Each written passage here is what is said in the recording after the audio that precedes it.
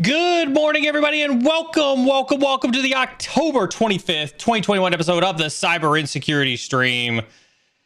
As I breathe a sigh of relief that everything seems to be working okay. We did the Windows 11 upgrade and brought all of our vMix settings and everything over into Windows 11, so we're holding our breath, seeing how everything's going. I just got reminded it's not morning. That's my bad. Apparently I just woke up. Don't mind me. It is evening. It may be morning for some of you. Like I saw Brian Godfrey in chat. It's morning for him in New Zealand. I know that for a fact. My name is Neil Bridges. I did remember that fact very much, and thank you for joining me today. Welcome to all of our new joiners as well as our regular visitors. Real conversations with real people. That is direct from one of our guests, and I am super excited for tonight's stream. I'll get into tonight's stream here in a little bit. You can't catch us here every Monday, Wednesday, and Friday right here on the Cyber Insecurity channel, where we really are here to have real conversations with real people about the state of cybersecurity, really elevate that conversation to a much broader audience. I'm about to say the next line, and I paused for a second, right, because I actually had somebody show up on a comment and talk about how they truly do believe this mantra that we are here to make sure that you are not out of your league on this channel. You are not out of your league on this channel. No matter how many years you've been in cyber, listen, no matter your discipline, red team, blue team, risk and governance, it does not matter. We are here to discuss the industry impacts of the current landscape, like what's happening today, and really the art of the possible in dealing with today's cybersecurity issues. And so whether you're an experienced veteran, we're super glad you're here. Like, thank you so much for coming here and fellowshipping with your fellow cybersecurity professionals and sharing your knowledge. You are welcome if you're an experienced veteran here. If you're new to the field, thank you so very much for trusting me, this community, and your peers around you with your journey as you journey through cybersecurity. You are welcome here too. Whether you barely know how to spell cyber, we've got tons of people that can help you spell cyber, or whether you were born into cyber, this stream, this content, me, this community, this chat, these giveaways, this content is for you. And we are here for everybody to participate and learn from this community. This is our resume review stream. No guests tonight, just little old me looking at some resumes, looking at some LinkedIns. I got some tools. I got a tool I want to show you, and it's not this guy. It's a different tool. You'll like it. You'll appreciate it. We do have moderators in chat. I want to personally thank each and every one of my moderators, each and every stream, for their dedication. Thank you so very much. Get some hype hands in the air for the moderators. They are here on a volunteer basis. They are here to keep chat free of sexist, racist, misogynistic, elitist, and otherwise toxic behavior. We have a zero tolerance for toxicity. We don't tolerate on this stream whatsoever. It does not matter. I do trust my moderators explicitly. Their decision is final. If you are put on a timeout or a ban, you need to appeal to a moderator, not to me. This is a fantastic time to remind you, hit that exclamation point Discord, hop on over into our Discord channel. That way, if you do need to message a moderator, you can do it over there. They are not here, however, to stifle chat at all. As a matter of fact, the reason we have these rules in place is to make sure that your voice gets heard. That's how important your voice is to us. Everybody here has a voice, and we want to make sure that your voice gets heard. It is so important to us. Obviously, I'll be answering questions on stream. They are the prime value that comes from this stream being live. That's why we encourage it so much. You can see that we started to carry that over into, all the content that we do is we want your questions. They are so incredibly important to us. And it's super easy. It's super easy. You can literally ask a question at any time. we even added a bot command. So there's a bot there that reminds you that you can ask your question at any time. Like if you're like, I wonder if I should ask Neil a question. Hold on. What time is it? Is it any time? Yes, you can ask Neil a question. Hold on. But he's not talking about this. He's not talking about the subject. Can I ask Neil a question? Yes. Yes, you can. Hold on. But Neil, you're talking about resumes, and I want to ask you about this thing over here. Can I ask you about this thing over here? Yes. Yes. We love questions. Everybody loves questions. No question is off limits. We absolutely, well, there's a couple questions that are off limits, but we'll cross that bridge when we get there. But for the most part, there's no questions off limits, right? However, we do ask that you only ask your question one time. Just once. Asking it more than once may be considered spamming, and it might result in a timeout or a ban. I do promise you that all the moderators do see the questions, and we do our ever-loving best to answer all of them in our time on stream together. So simply pick up the magic keyboard, type that question in that chat box, and I promise you a moderator will pick it up. We are now fully committed over onto YouTube for our live streams. Regularly scheduled broadcast. We are getting into a better habit of making sure that there are thumbnails and precursor streams or precursor events set up on YouTube Live as we get used to that transition. So do make sure you turn those reminders on for that. But if all else fails, make sure you turn all notifications on for this channel. You notice that we're starting to tune down the pre-roll because we do think that YouTube actually has a better notification system than Twitch has. So we'll probably start to continue to tune down that notification system because it seems to be working out really, really well, right? You could also just kind of head over to the video section and find all of our video information over on YouTube. Bottom line, hit that exclamation point socials, get access to all of our social media accounts. That is the best way to stay up to date with all the content that we have, is to be on our socials. We do strive to bring you, the community, the most intriguing opinions, points of view, and conversations each and every stream. We do appreciate all of our subscribers, all of our members. Thank you so very much for trusting us with your knowledge. I'd also like to thank our sponsors in no particular order: Battleship Security, Attack IQ, Elastic, Query.ai, VMware Carbon Black, Net Abstraction, Josh Mason, and the Cyber Supply Drop.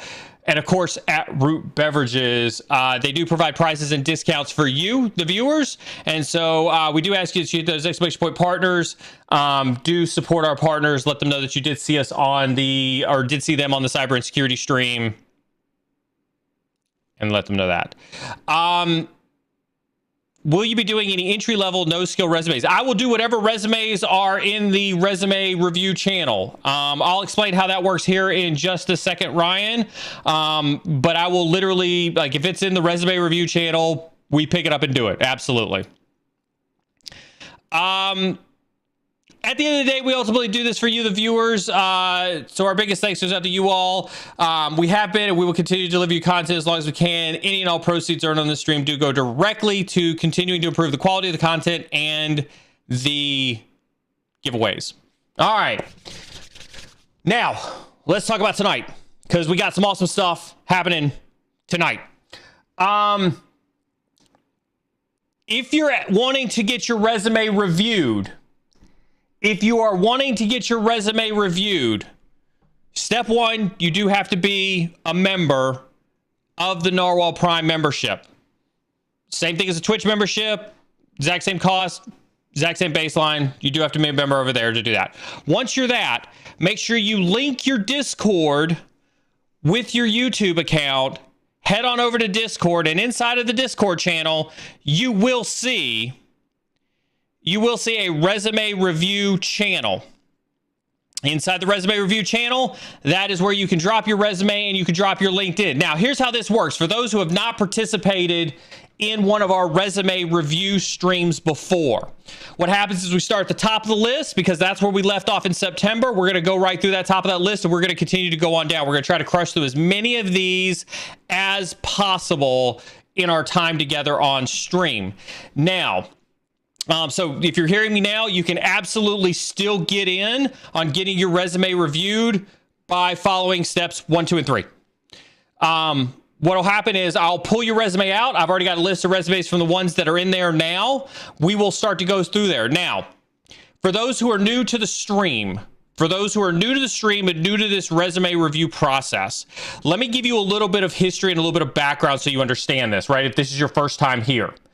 Months and months ago, when we started this resume review process, I was really just kind of winging it. We started the intern process, and Angry Amoeba in chat,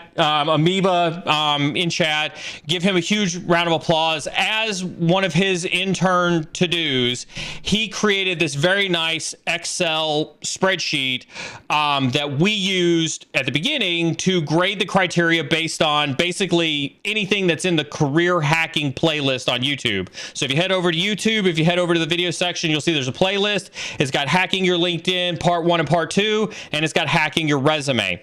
He took all the data that was from those 3 videos and he put them into a spreadsheet that basically encompass the things that we look for in resumes and LinkedIns to make your resume and LinkedIn awesome. It's been time and time again proven. You can go out there, you can see people who have followed our advice. The comments are abundant. You can talk to your peers in chat, talk to your peers in Discord. People who have taken our advice on our resumes have seen, incredible differences in both the traction of their LinkedIn profiles as well as their resumes. It doesn't mean that you should unequivocally do exactly what we say. Mileage may vary and you should use your own critical thinking, but we have a very, very, very high success rate with the content that we give as part of the LinkedIn, as part of the resume review stuff. Now, fast forward a couple months after, Amoeba did that. One of your other community members, Doc Jade, who recently released his Linux 101 course, which I highly recommend you go take a look at. He took that and he put his Excel foo to work for us, and he created a Google Sheet that we have been using on the previous resume review streams. And so if you look at any of the previous ones, you'll see that we've got a Google Sheet. That Google Sheet has been the one that has got all the criteria that Josh had originally developed inside of a Google Sheet that we use to do the automatic grading and everything else. I am super stoked. I am super stoked to release to you all maybe not the final form, but if I get like overly dramatic and think about like Transformers or like Thundercats or something like that, Doc Jade has outdone himself this time and has written a tool in CSS and JavaScript that we've then been able to take and implement in the cyber insecurity website that gives you, yes, you, access to do your own self-assessments on your LinkedIns, on your resumes at any point in time, regardless of having to look at the videos, regardless of having to navigate through any of that right now. We are going to be dropping that tool today. As we go through it. It is fantastic. And make sure you listen, my ask, right? Doc J did that on his own time. And so my ask of you all to support him in the community, he's got a Linux 101 course out there. When I drop you the link for the resume rubric that we're going to use for tonight, please go support his brand new course. That course is awesome. Give him some 5 of 5 stars.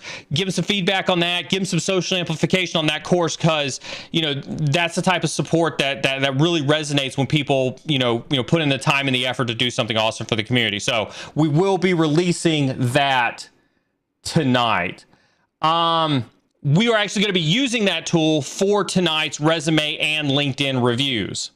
So super excited to be doing that one. Let's see what else we got here. I think that's about it. I'll ask Carmen if there's any real quick questions that we want to do before we kick this off. I don't know if there are or not. Otherwise,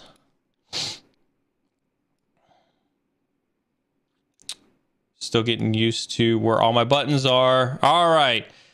I don't see anything awesome in here. That's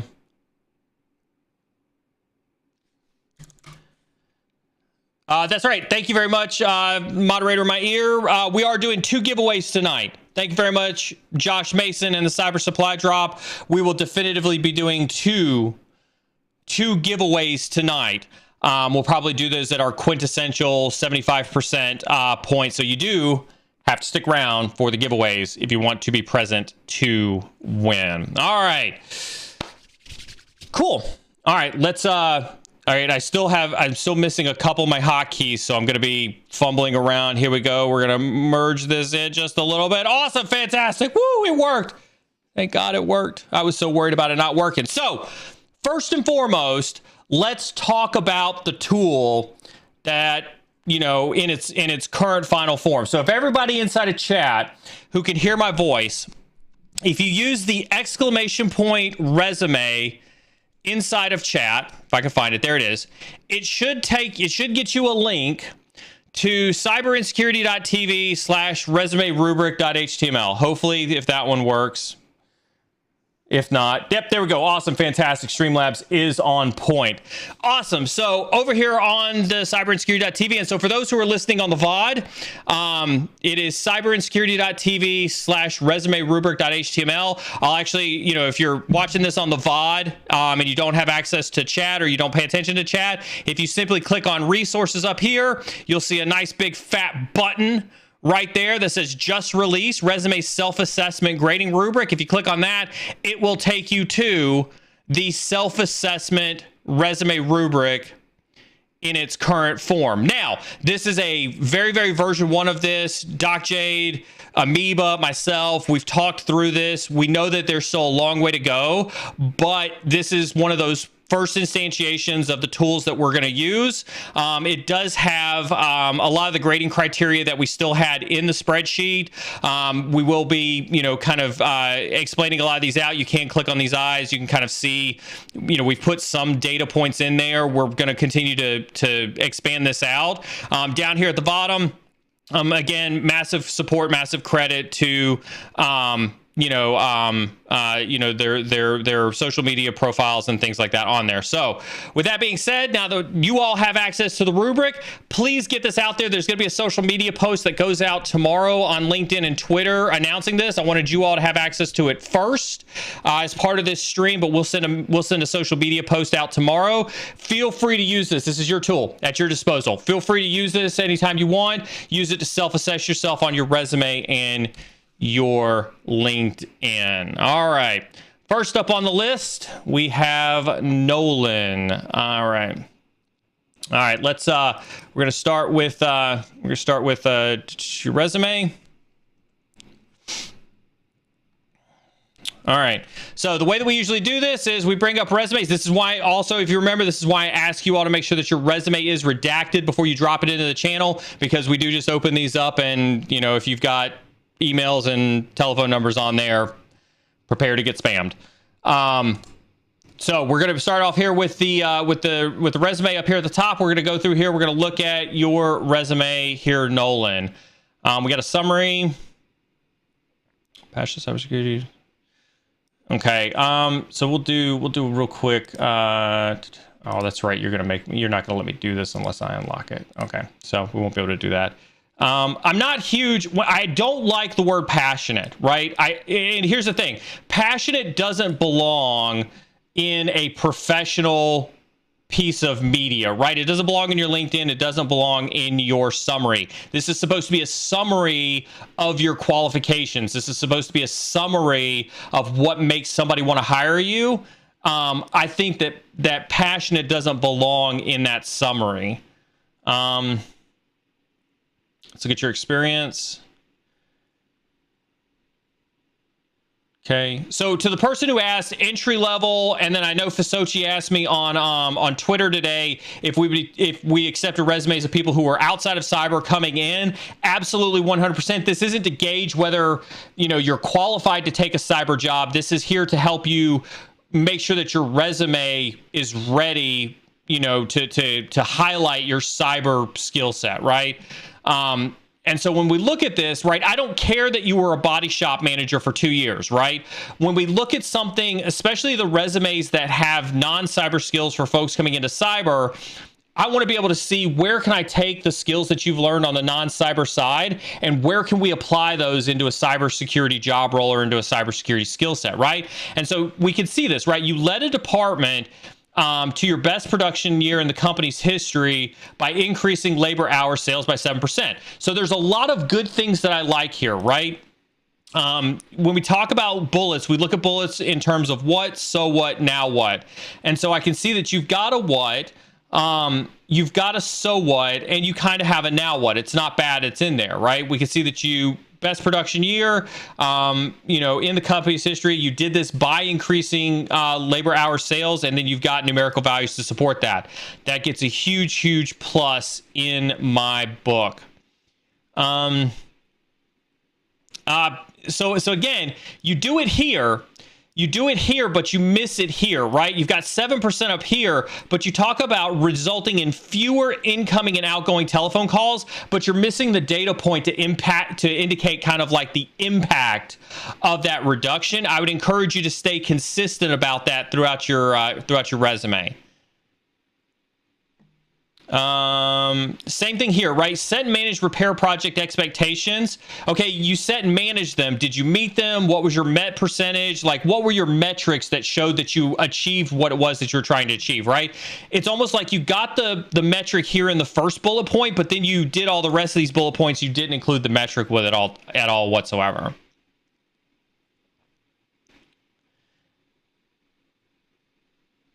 And that's pretty consistent throughout your experience. We've got a little bit of one here. Broke the sales record in 2011 with approximately 1.5 million in sales. When you talk about breaking records like this, I actually really do like this, but you gave a dollar amount. Did you break sales by 1% or by 1 million%, right? And so, like, while this number sounds sufficiently huge, I would look for opportunities like this to augment your $1.5 million in sales with how much you broke that record and kind of add that little extra oomph on top of it, right?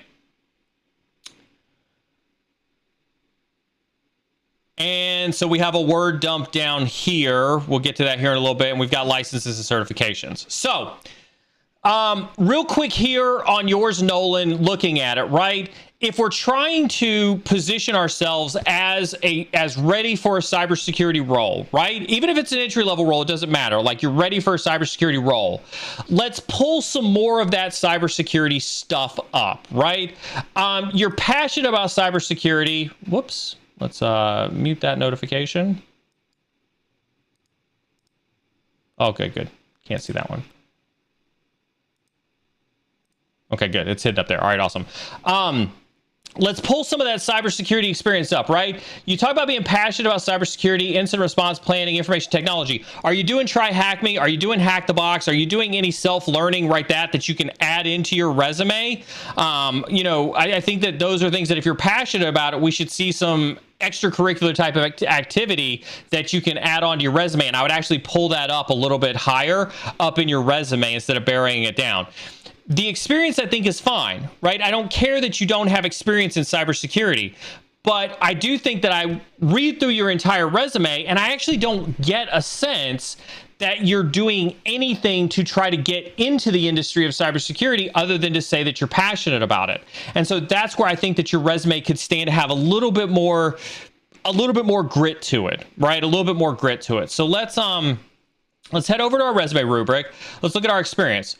I think that you have an average amount of experience. I think you did a good job, right? You've been working pretty consistently for a while across a wide myriad of stuff. You've got some good relevant stuff, right? You clearly understand that you need to articulate your need of increasing sales hours. You talk about managing projects. You talk about managing expectations. You had sales goals in here when you were a service manager at Acura, which I thought was awesome, right? So I think that you have good experience that I think does translate very well into the cyber industry. So that's a plus. No word soup. You get an unsat on this one. Here's what we talk about when we talk about word soup, right? Down here at the bottom, this word soup right down here, boom, this is a no-no. Neil does not like seeing these on resumes whatsoever. Period, dot. I think this is useless. I don't care what anybody says about ATSs. That is garbage excuse for you to dump a whole bunch of words onto a resume that literally mean nothing. I could tell you that as a hiring manager, I don't even look at these things. Speaking of which, if you're going to tell me that you have incident response skills, really, where? I don't see it on your resume, right? This is better articulated if you actually pull that up into something that can actually show that you do have those incident response skills. And this is why I'm not a fan of word soup when it comes to this. Let's look at our length, right? When we look at the length is very arbitrary, right? I want to be able to look at your history. I want to be able to look at your experience. I want to be able to look at the content on here and say that, you're not graduating college and your resume is 5 pages long, but, I don't want to read a resume that is 5 pages long just because you've been in the industry for 20 years, right? There's no right answer to the length, but it needs to feel like I read through your resume in a sufficient amount of time and I wasn't overwhelmed by the length and I wasn't underwhelmed by the length. And so I can look at your experience, I can look at what we've got here for you, and I think your length is about average. Let's look at our relevant summary. When we look at the relevant summary, we go back up here to the top, and this is really what we're looking for, right? And when we look at your relevant summary, what we're hoping to achieve is we get this visual of you, right? And I get back to this concept of elevator pitches, right? If this is what you were going to memorize and you were in the elevator with somebody and they were like, hey, if you had to tell me your resume in as few sentences as possible, this should be the thing that you spit out, right? As your relevant summary. I like that you're highly motivated. That's awesome. When I look at your resume, I can see that you're highly motivated. I can see that you're a multifaceted professional, with 3 years of management experience, 20 years of customer service experience. I think this is awesome. As I mentioned before, I'm not a fan of the word passionate about cybersecurity, right?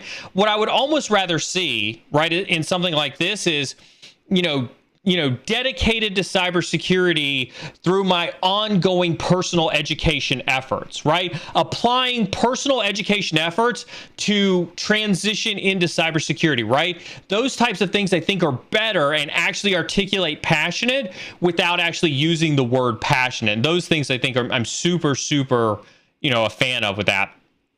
Award-winning customer service with the ability to build relationships in any setting, consistently a top producer in all aspects and dedicated to excellence. I do think your resume is, I do think your summary is sufficient from a relevancy perspective. I'd like to see just a little bit more meat to it. Case in point, right? This award-winning customer service, right? Things like, look at words like proven track record of customer service, achieved repeatable customer excellent results, right? Words like that help articulate what that award-winning customer service really boils down to.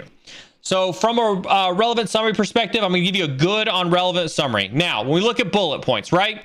We want every bullet point to achieve the 3 rules of a bullet point. What, so what, now what? Most people are really good at what. Some people are really good at so what. Most people fail at know what. And that's okay, right? That's okay. Most people don't think bullets out in terms of that. So that's why we have it as what, so what, now what, right? And so when we look at your bullet points, like I said, on this one, you did really good with all 3, right? On this bullet point, you got what, so what, now what. But you seem to lose it on a couple of your bullet points, so you're not consistent, right? And that's one of the biggest problems that we see with resumes is a lack of consistency. And lack of consistency is either due to you get lazy, people get lazy, and they decide that, well, I did it once, I shouldn't have to do it for any of my other bullet points. Or they're like, well, it's too hard for me to go find those metrics, so I'm not going to do it for any of the other bullet points. And then the last one that I get is, I just didn't know, so I just didn't research it, that type of thing. We want consistency. We want consistency in that what, so what, now what across the board. So what I'm going to give you is I'm going to give you the 2 rules. You got the 2 rules for at least one of the bullet points. So I know that you understand how to do what, so what, now what, but I want to see it applied consistently through all of your bullet points. And so with that, you've got a 66 for your resume. So good job on that one. Let's head over to your LinkedIn.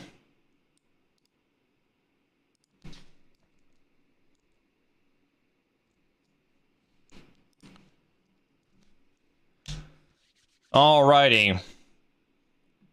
All right, Nolan, same thing here with your LinkedIn. As you can see, we've got our LinkedIn rubric right here. We will go through your LinkedIn and do your LinkedIn. Profile picture and banner, those are almost always super easy kills. We got this nice pretty mug. Thank you very much. Professional picture. Looking happy. Like to see the happy people looking on their profile picture. So good on you for that. So easy kill on your profile picture. You get an easy superior for that one. On your banner, you do have a banner. It's the Indianapolis skyline on a sunset. You know, I would listen. I'm not going to be overly picky with banners, right? I think your banner should be relevant. You know, it shouldn't be you at a frat party, which this is not. It's a Indianapolis skyline. You know, I think that it should be somewhat cyber relevant. I'm going to give you a good on the banner. Let's try to make that a little bit more, you know, relevant to the industry that we have. We talk about social media links. What we're really looking for is we're really looking for social media links up here in the banner. Why? Let's talk about this, right? Because this is one of the more talked about pieces when we talk about your LinkedIn profile, right? Am I saying that everybody must have tons of social media links? Absolutely not. That is not the message I want to convey. But if you look at the modern day job seeker, and if you look at the modern day job hunter, hiring manager, recruiter, HR person, whatever the case is, they are oftentimes either using portfolios or looking at portfolios. Let's pick on Doc J just for a second here, you know, because he's done a lot for the community here recently, right? He's produced a course, Linux 101. He's produced the resume rubric, and he's got it out there on his GitHub page, right? We look at folks like Braden, right? Sons and Roses, who's out there producing, you know, cheat sheets for Metasploit and Nmap and Linux and Windows and things like that. He's producing videos to help on Try Hack Me rooms as well as Try Hack Me write-ups, right? Those portfolios are becoming more and more important in showing. Listen to me. And again, I want those of you who are complaining about experience to listen to me very carefully. If you want people to see that you have experience, you have to have a portfolio. You have to have a portfolio to highlight your experience. And so oftentimes those portfolios have to have social media clout with them, whether that comes in the form of a Twitter account, whether that comes in the form of a Hack the Box profile, whatever the case is, you need that profile, you need that portfolio to help show that you have experience, especially you entry-level folks who are trying to break in. And so, yes, I do think that you have to have some form of social media up here that highlights that portfolio. And so when I see a banner here without social media, you get an unsat for the social media accounts, okay? All right, so those are the three easy ones. From there, and actually I kind of skipped this one. You know, let's look at elevator pitch first. When we look at your elevator pitch, this is the section that we're talking about here with the elevator pitch. I do see you've got a Twitter account down here. Okay, I'll take back my unsat. You've got it down here. Let's get it up here inside of your banner. I'll give you a pour on the social media links. You do have it. It's down here in your elevator pitch. But this is what we're talking about with your elevator pitch.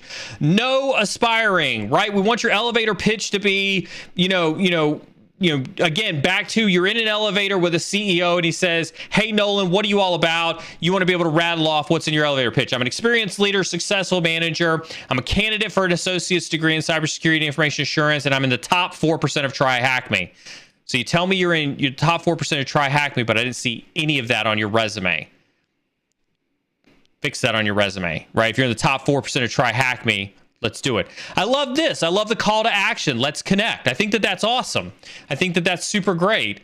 In terms of elevator pitch, I think the only thing I'm not a fan of is this part. You advertise in advance that something that, it's hard to tell whether you're proud of this or whether you're saying, "Hey, look, I am getting an associate's degree in cybersecurity. That's why you should look for me." Remember, hiring managers who are using Recruiter Hub, this is what they're searching for, right? And I don't think anybody is searching for a candidate for an associate's degree in cybersecurity, right? So I think if anything, I'm just not a fan of this part of it. But overall, I think your elevator pitch is average. I'll give you an average on your elevator pitch. I think that that's average. Let's look at content creator, right? So let's talk about the content creator section of things. we're seriously focused here on the activity section in the content creator. And there's a couple of things that we're looking for when we look at your content creation. So first and foremost, likes, comments, right? We want to see more comments than we see likes. So we've got a comment here. Is it a meaningful comment? Good. Congratulations. Good luck on your new adventure. I'm fine with that comment. You replied to a comment here. Awesome. Awesome. I think Attack IQ does a great job presenting it. Good. You're providing content. I love this. I love that you're sharing this. So this is originally generated content. I love this. You got a like here. That's fine. I'm okay with the good likes. You got another comment here where you're commenting. You're contributing to somebody else's success. I love to see that. Nice. I love to see this. Good job. I'll be there soon. Good. We've got some more original content. And it's good quality content. Thank you very much for this. I like this. I like this a lot. Okay, so this is good. You get a thumbs up for me on this one, right? So I always check all activity first. Then I roll over into post, and I want to see the quality of your originally generated content, right? Also, what I'm looking at is I'm looking at frequency, right? So we've got 3 weeks here.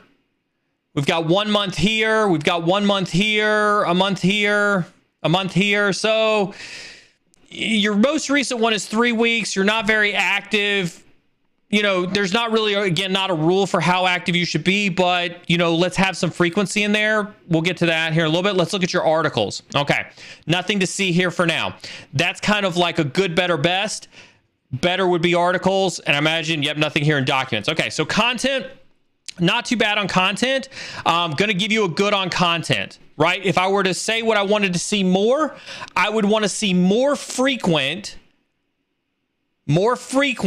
self-generated content, and I would love to see you start to write some articles that you could have looked at as well, right? So I got you a good for what you've got so far, but that would be what I would say that you would need to do to move it to the next level. We'll save aspiring for later. We'll look at your length. When we talk about length, again, when we're looking at length, what we're really trying to see is in this about section, right? The saying that we have is we don't want it to be short and sweet, right? When a recruiter comes to your page, when a hiring manager comes to the page, right?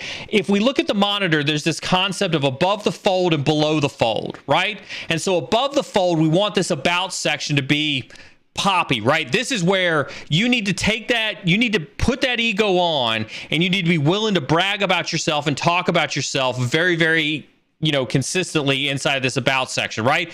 In your case, you just simply repeated your summary that's on your resume. Unsat.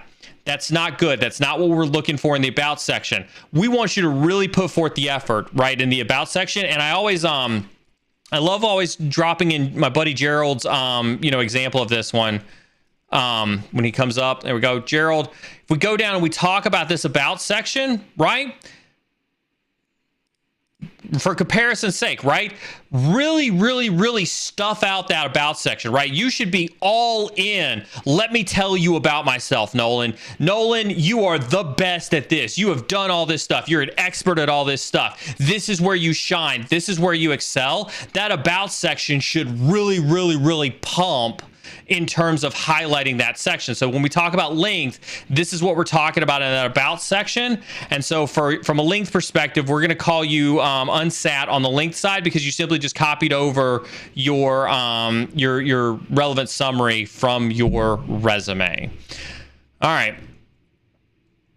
Let's head on down to the experience section. When we're looking at the experience section, we want to see that you put in the same level of experience across all your jobs. We want to see that you did put in some experience, you know, into your job stuff. And again, low effort.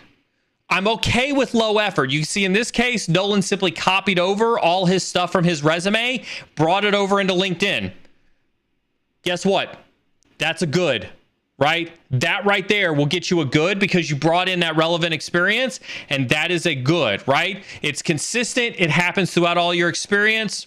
I am totally fine with that. If we were to talk about the difference between a good and a superior, it's you personalizing this a little bit more so that it is drastically different than what's on your resume. It does take a little bit more time, but you really focus in on maybe your real experiences with those jobs and maybe one or two key bullet points of your successes that maybe you didn't include in on your resume or that really stood you out above and beyond. And that's really kind of the difference between good and superior in that regard, right? Let's look at recommendations, right? Recommendations should be super easy, especially, I don't care where you're at inside of a career field, you should be able to come through and get recommendations. When I look at your experience, Nolan, you have a ton of experience, right? You've got over 20 years, you say so yourself, right? You have 20 years of customer service experience. You're telling me that in 20 years of having customer service experience, nobody that you know is on LinkedIn and willing to say something nice about you. Right? You're telling me that of 3,500 people that are in this community, you haven't interacted with anybody that can say something nice to you. Getting recommendations are easy. They're getting easy, and I want you to use them, right? It does give you something else to add to the resume, right? And so you have no recommendations, you have none, you get 0 points for that one. Education and certs, right? Here's what we're looking for, right? When we're looking for education, I can't tell you whether you have everything. And I'm not here to tell you have everything, right? But I do want to look and feel like you have a sufficient amount of stuff in here. And what I'm super excited to see, Nolan, is that it does look like you took our advice and you put in the attack IQ stuff, right? So if you've gone over and you've done any of the attack IQ stuff, you can see here, this is a perfect example of using the attack IQ stuff and including it in your license and certifications. 2 thumbs up for me on this one. You can see the try hack me stuff. Look at all this. See, this is awesome. This stuff matters. This stuff matters, especially for you entry-level folks who are trying to get in here. This is awesome to see. I do truly enjoy to see this, and you do obviously have your CompTIA in here as well. So huge on you for that one. Definitely gonna get a superior for me on that one. Totally liking that one. Aspiring. I don't want to see aspiring anywhere, right? Most of the places that we see aspiring is typically in the elevator pitch. You don't explicitly have aspiring up here. You do have passionate, which is a thesaurus version of aspiring. It's not blatant. It's not in your face. I'm still not a fan of it. I'm going to give you an average on that one. So with that being said, oops, I just realized the score is filtered out on this one. So we can see that you have a 71 on your LinkedIn. Good job on that one. The first ones are always the roughest because, we explained why we do grading. We will now reset these. We will move on to the next one and we will crush through these here. Let's see who's next on the list. Evan Mora. Evan Mora. All right.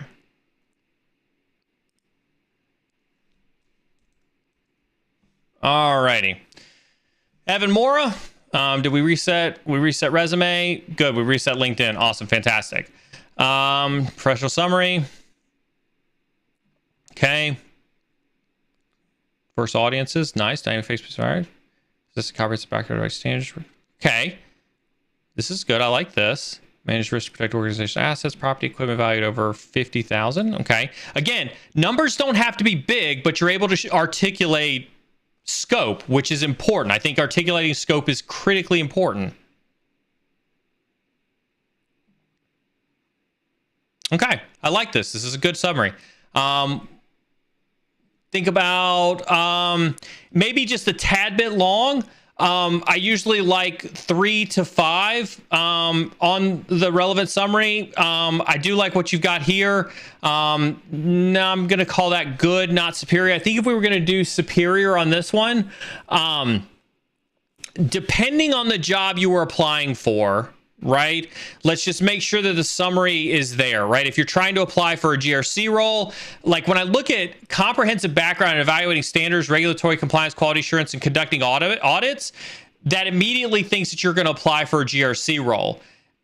Let's just make sure that if you're applying for a GRC role, that this is true. If you're applying for a technical role, you can find a way to make this relevant summary relevant to a technical role. But overall, I think it's good, right? This, for those who are wondering, is not word soup. This is not word soup, okay? I like this form. The only thing that's missing here, right, and I think if we tie this into your professional summary, what they're saying is these are the skills, or these are the personality traits that I have professionally that make me qualified. I think the only thing that I would say is missing is maybe a header that says personality traits, but I actually like this. I am actually a fan of this. So 10 of 10 gets thumbs up for this one. This is not word soup. Okay, want to make that clear. Overview of key attributions, sexual customer service.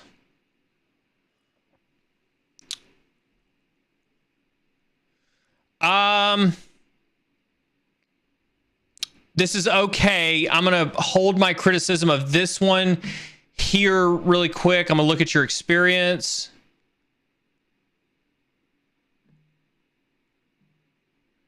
Build and maintain personal brand. Okay. So there's some bullet issues here, right? So again, I'm not here to judge whether, this is a high altitude barber, you're self-employed. I could care less, right? We want to highlight. So for those who have asked me, Neil, can I show you a non-cybersecurity resume and you critique it as well? This is a perfect example of a non-cybersecurity resume. We're trying to get this individual, we're trying to get, whoopsie.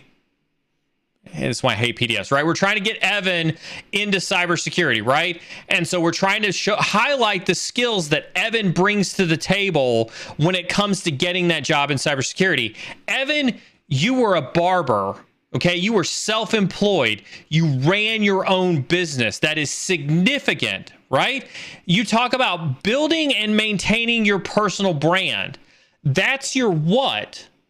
But you're missing the so what and you're missing the now what, right? Build and maintain personal brand. Achieved over 100,000 followers on Facebook that directly contributed to a 20% customer retention ratio, an average customer acquisition cost of $7, which meant that I was able to maintain a profit margin of over 75%. Year over year. Talk about the importance. You're missing the so what and the now what from building and maintaining your personal brand. Hopefully somebody clipped that. It is easy to think about how you take something like this. This is why I love people who say, but Neil, I don't have any experience in cybersecurity. That is okay. Especially in a case like this where you have been self-employed, where you have built a business. You've built a business and you've been doing it for some amount of time. You had to build a personal brand. I hope you built a personal brand. Let's talk about the successes of those personal brands because those metrics are important and they matter. Especially if you're a business owner, you get to talk about the importance of business. I don't see that in here.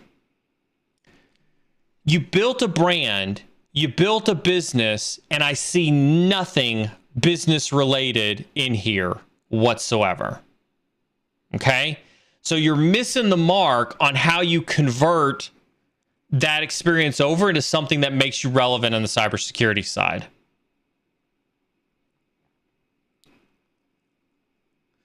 Okay, so you were a barber instructor here.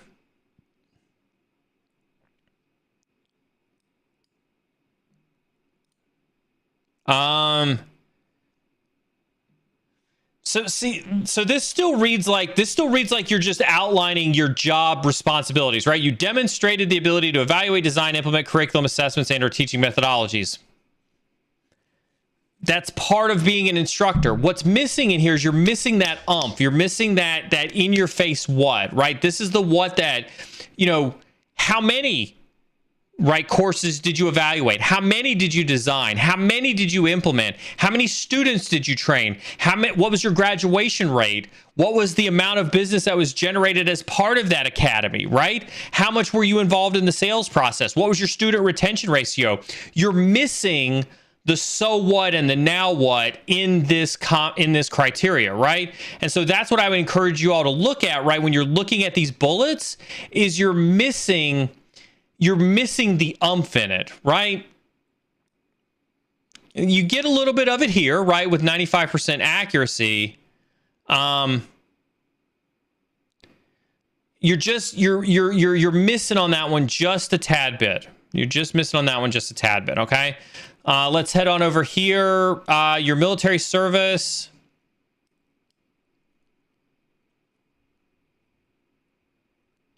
And certifications and licenses. Okay. So your military service, right? You have a cool title here, right? Security specialist, right? And you've done that for a number of years, right?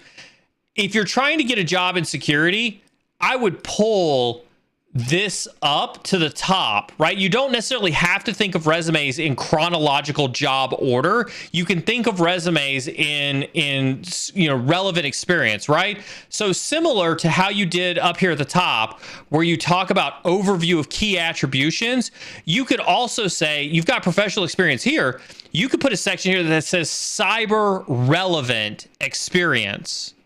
Cyber relevant experience.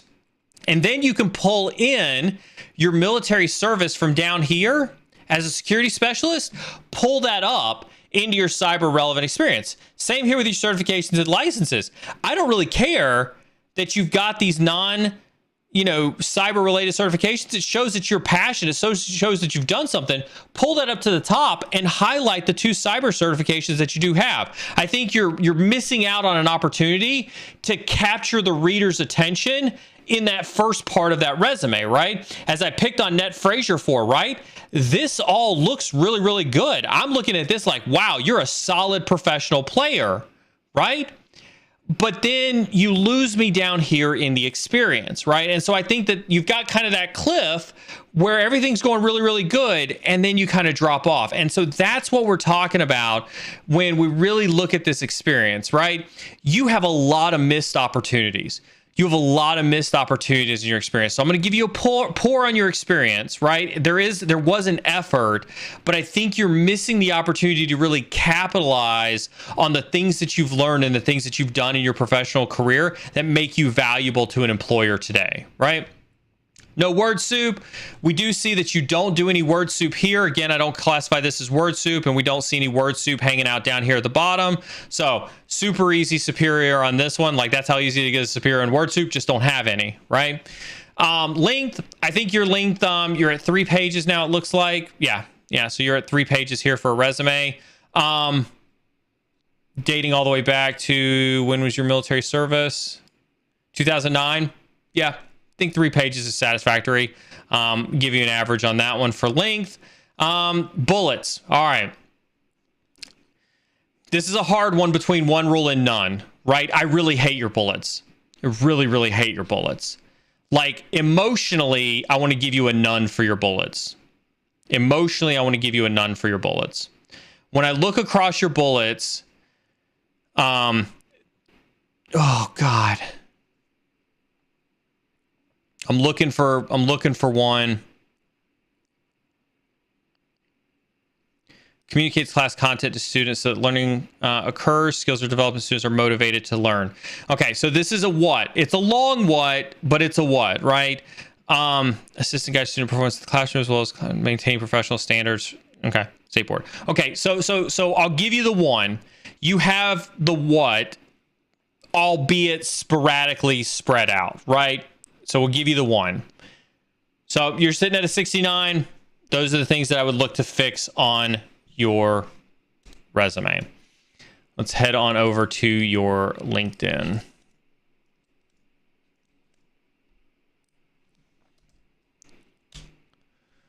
All right. So I'm not going to lie. I'm glad to see that you have a nice, sharp, fancy haircut. If you were a barber and you had a terrible haircut, me and you may be having a different conversation, right? But as I can tell you, this is the best haircut in the world, so just saying. Just saying. Best haircut in the world. Right here. Only haircut that matters. Right here. All right. So, professional picture? Check. Cyber relevant banner? Check. Those are super easy kills. Boom, boom. Just like that. Social media links. We're missing some social media links on here. You are in the top 5%. So again, you got the top 5% of Try Hack Me here. Where's your Try Hack Me profile, right? Where's your blog? Where's something, right? Where's some social media links on here, right? Let's get some social media links on here. We're gonna go unsat on the social media links on here. Boom, perfect, just like that. All right, let's hit your elevator pitch first. Self-taught ethical hacker. Okay, I like that. Python enthusiast, top 5% of Try Hack Me, Sec Plus certified, men's grooming professional. I actually don't mind this. I don't mind this. Not bad. Sec Plus certified, I think, kind of goes in the same vein as the profile I did before, where they talk about, future, associate's degree in cybersecurity. I understand why you did it. You want somebody to see that and see that you're Sec Plus in hopes that that kind of hooks them in for a job. It makes me uncomfortable. Self-taught ethical hacker. This is an interesting one. This is an interesting one, right? This is different than saying aspiring, right? He's not saying, Evan isn't saying that he's an aspiring ethical hacker. He is right ahead owning that he is a self-taught ethical hacker. If anything, Evan, I would pull your top 5% Try Hack Me to the left, and I would actually put that right after this self-taught ethical hacker, to show that you are in the top 5% of Try Hack Me, right? In terms of that. If anything, I like this so much, I would potentially drop out Python enthusiast or add another bullet point in here that says active bug bounty contributor, right? Go out, create you a HackerOne profile, create you a bug crowd profile, start doing that type of bug bounty stuff. Because when you say self-taught ethical hacker, top 5% of Try Hack Me, active in bug bounty, that's an elevator pitch. That elevator pitch pops right there. I really like that one. But with what you've got here, I think you've got a good elevator pitch. Good job here. Like this part. Think this is awesome. This looks really, really good. Let's roll down here. We've got your highlights. We got you attending an event. That's fine. We got some featured section here. Let's move into your activity. So remember, we're looking for a good mix of likes and comments. So we've got a like. We've got a reply to a comment. So this is 4 days ago. Content delivery. Good. Oh, I love this. I love this. Right? So you replied to a content and you asked for more engagement. You asked for more engagement. This is how you keep people engaged, right? Right? This is how you keep people knowing your name, right? We talk about jobs. You go back to the LinkedIn video that I just released on networking. This is how you have an active penetration tester now who you're actively engaging with. You never know whether this could be a peer. This could be somebody you work with. This could be somebody you work for. This could be somebody who works for you, right? So I like this. 10 of 10 marks on this effort. This is awesome. More likes. We've got to reply to a comment. Oh, that's the same comment from Borf. That's your original post. Okay, good. Oh, I thank you very much. I appreciate that. Appreciate the plug. Good. Okay, so you got a good mix of likes. You got a good mix of comments on here. Let's scroll back up to the top. Let's look at some self-generated posts here. 5 days ago. Yep, more Try Hack Me. I don't mind this at all. Free, love this. Sharing with the community for giveaways. Yep, totally fine. Yep, more Try Hack Me. Love it. Okay, so you got some good. Let's see. Are we in articles? We're not in articles yet. That's fine. Are we in documents? We're not in documents yet. Okay, that's fine. Overall on your activity, pretty happy, Evan, with your activity. Let's go with good on your activity. I think you've got active, engaging content. I think if we're talking about the difference between good and superior, let's see some more thought leading content, right? Either write an article, write a bunch of articles, do some here are my thoughts on this room, here are my thoughts on this latest cybersecurity thing that's happened, right? Those posts need to be a little bit more thought-provoking. I think that's the difference between good and superior, but overall, like what you've done there for that. Looks good. All right, let's head to your about section. Okay, so this is the linked part. Self-taught ethical hacker, CompTIA Security Plus certified, professional or demonstrate history, skilled in operational planning, leadership, team military tactics. Okay, so again, short and sweet. Again, this is that short and sweet. You're not really jumping out, right, about the braggy things that make you awesome in your about section. This is an unsat here on the about section, right, for length, right? Let's get in there. Let's take that hat, right? Let's take that self-deprecating hat off. Let's put that ego hat on there, and let's really get in there and really talk about how awesome you are in that about section, okay? All right. All right, so here's an example on the experience side. So if you look at the experience between the resume or the profile we just looked at on LinkedIn and this one, this is an example of what not to do on your experience. I'm super glad that you have experience, and I don't care that it's Pizza Hut. I don't care that it's McDonald's. I think that this is awesome to put on your LinkedIn. But again, you went with the lowest effort possible, which was just to put your job title and the company you worked for, right? Even though we saw on your resume, right?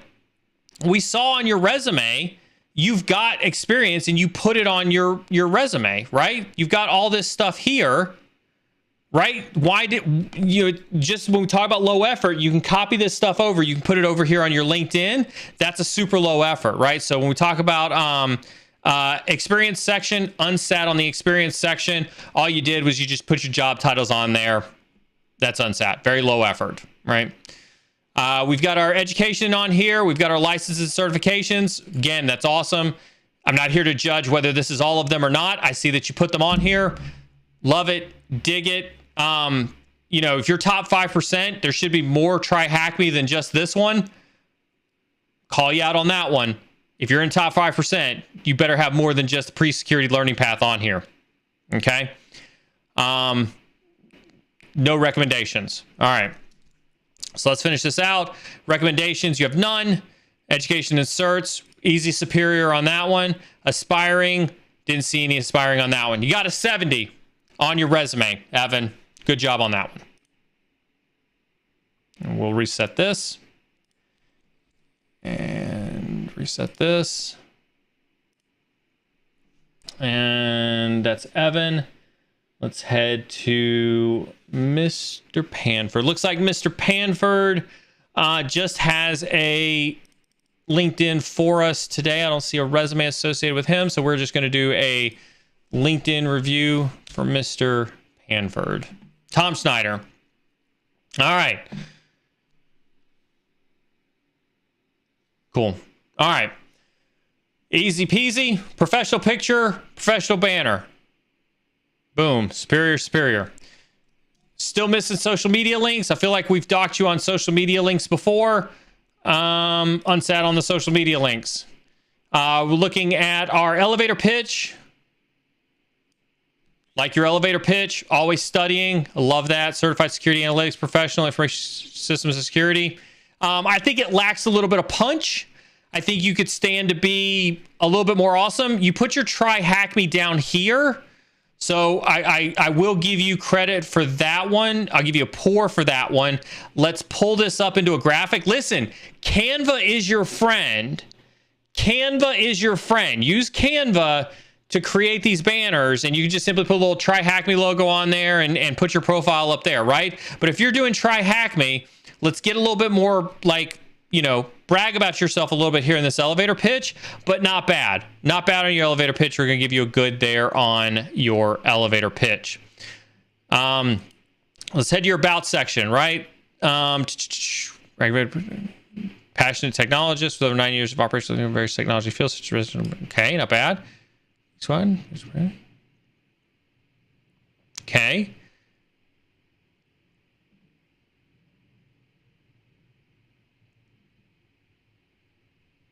All right, so lengthwise, this looks good, right? I think if you're going to do this chronological, which I don't have a problem with, I don't have a problem with this chronology. You see how you start here, where you talk about remediating infected machines, right? And you talk about doing it for 1,100 locations, right? With metrics, right? You almost have that bullet point that's like, boom, I may have started my career at Geek Squad, but I've done awesome work, and here's a bullet point. Let's carry that over in each of these that you're going to do if you're going to do it in chronological order, right? So at your next role, what's the one bullet point that you're super proud of at Inspira, right? And put that there. Same with Telenetwork, right? What's the one bullet point? I did this awesome thing when I was here, right? Right? That's what I would focus on, right? Overall, I don't have a problem with this. I think the length is good. I like that. I think the difference between good and superior on this one is let's make it a little bit more relevant, and let's add some spunk in there and make that one just a tad bit more relevant. Let's move down here to your activity. We have a like. I'm not going to fault you for liking CrowdStrike, but we do have a like because that is a pretty sweet looking car. We have a like. We have a comment. Good. I like comments. Commenting on this for visibility. I mean, I think that's fine. You liked a comment. You liked. Okay, good. We've got an original post, even if it's share. That's good. Like. It's a few too many likes in a row. Let's check out post. 2 days. 4 days. Super interesting tool. Lots of use applications here. Don't mind that. 2 weeks. Okay. That's what I was afraid of, right? So most people do likes, right? Because it's super easy to like stuff and it's low effort, right? Commenting takes time. Producing original content takes time. I get that. That's right. That's the difference between good, better, best, right? And then, yeah, you've got your, we've got one, forgot past CompTIA certs. That's right. I forgot about that article that you posted. So you do have an article. This one's from September 28th. So it's about a month old now. Not bad. Okay. So I like this. I think if we look at this, I think when we look at the content section, I'm going to give you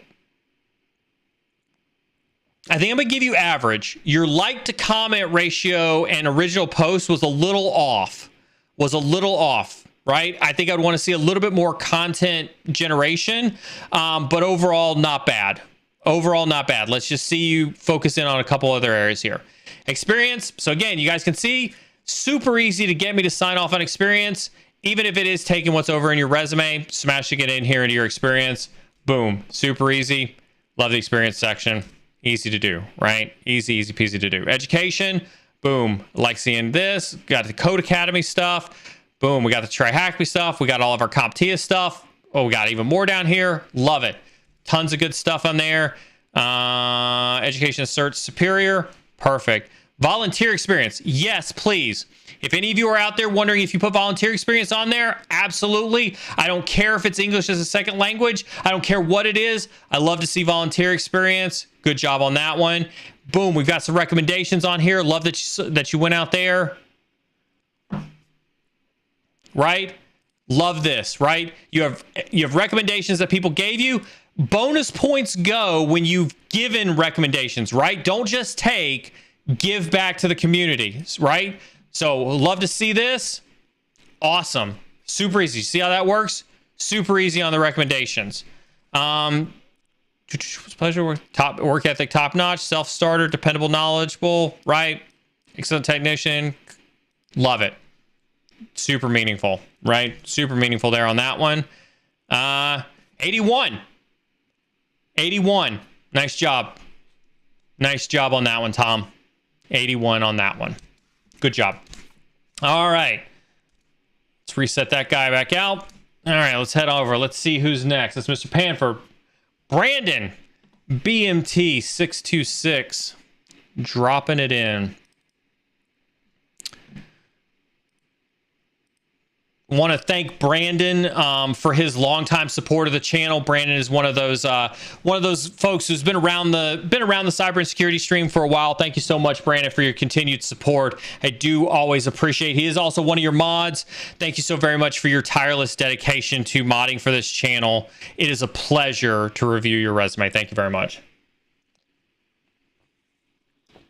All right. We are doing resume only for Brandon, it looks like. All right. I love this. So again, you can kind of see it here, right? We have GitHub links and we have LinkedIn links on the resume. Totally like it. I'll never listen. I'm never going to be picky on format, right? The green colors, the way things look, whatever you feel is eye catchy, that's fine. I'm not going to be a critique on that because I don't think there's a magic formula to visually how a resume looks. Happy to be proven wrong, by somebody who's got a different opinion on that one, but I won't critique that too much, right? About me, cybersecurity professional with years of experience managing networks of servers, ensuring the availability through maintenance and in-life hardware. Nice. Preparing for any disaster recovery efforts. Nice. Firm believer that in the IT field you need to be constantly learning, or you're not doing your job and have failed the company, clients, and yourself. Nice. That's an interesting. I like the ethos statement that's included in the about me.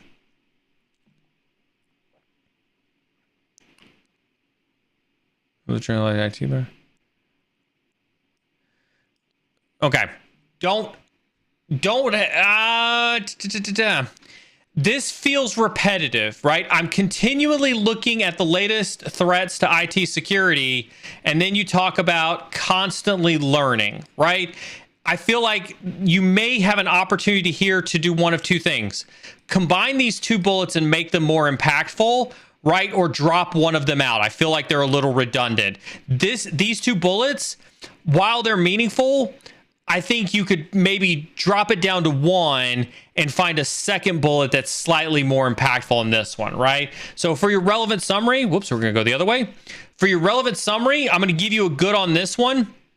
I'd love to see just a little bit. Let's work on these last two bullets here, and let's see if we can't add a little bit more punch to your last two bullets here. Maintains and operates a home lab consisting of 3 physical servers, 6 virtual machines. This constantly evolving lab allows me to explore a vast array ranging from okay, so for those of you who have home labs or have asked how home labs should be portrayed on a resume, again, remember, Neil works off of things that are good, better, best, right? What I think Brandon has done here is good, right? And so when we talk about word soup, right? When we talk about word soup, it's how things are put into your resume, right? You can see that he talks about skills in Python, Ubuntu, Kali, Security Onion, and Active Directory without making them word soupy. In this statement, I'm okay. In this statement, I think this is an example of the right way to include those ATS style words in your activity. This is good. What I would love to see in this bullet, right, is this is pretty broad. This says that you have a home lab and you do things in it, right? If I were to use an example of what I think a better version of this bullet looks like is I maintain, right, there's this bullet here, right? As an example, recently, Print Nightmare, the proof of concept for Print Nightmare was released into the open. I use Print Nightmare in my home lab to not only practice hacking against, but also ran the traffic through Security Onion to build a custom set of alerting and threat hunting IOCs so that I could simulate both red team and blue team. That's a definition of a better version of that bullet, right? Active participant in Try Hack Me platform, currently ranking in the top 1%. I love this bullet. This bullet is awesome. This bullet is awesome. Through the platform, I've gained working knowledge of, but not limited to the following. In this case, I'm actually okay with this because it's paired with a very, very, very meaningful and impactful bullet. I like this. I like this. This is good. I still don't, I wouldn't dock you for word soupy because you are paired with this bullet right here. Education and training, good. Whoops. Education and training, try that again. All right, good. Security, eJPT, hack the box, Cyber 2 certificate, badges, try hack me, pen tester lab. Right, love this. This all looks good. This all looks good. I would missed opportunity here on range force. I would put the range force modules that you've done, just because I know that those are going to be very, very relevant to your support, your search as well, right? I like this. I don't have a problem with this at all. I think this looks good. All right, we're looking up here at your experience.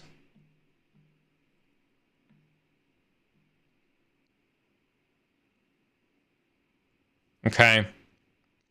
Okay. So, right, first three bullets are very whatty, right? Remember, what, so what, now what? You've got the what covered. Right? Again, same here. You've got what covered. This looks really, really good. Right? So again, this is you can see this. This is excellent, right? This is an excellent example, right? What is easy to do?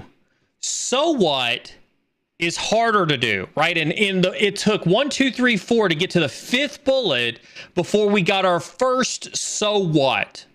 Developed and deployed Linux PHP web app for mass email automation, increasing productivity by 45%. That's what and so what in one bullet, right? So if you're looking, that's what you're looking for when you're looking for that what, so what, now what, right?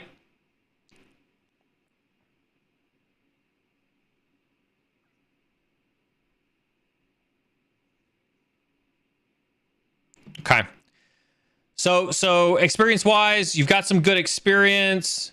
We're a little lacking on the bullets, but it's not too bad. Let's head over here. We've got more experience, right? And that's the end of it. That's the end of your resume. Okay. So not too bad. Let's head over to our rubric. Experience. Think you've got some good experience. Think there's a lot of opportunity for us to highlight. So in your case, Brandon, when we look at good and superior from an experience perspective, here's what I'd like to see. Right?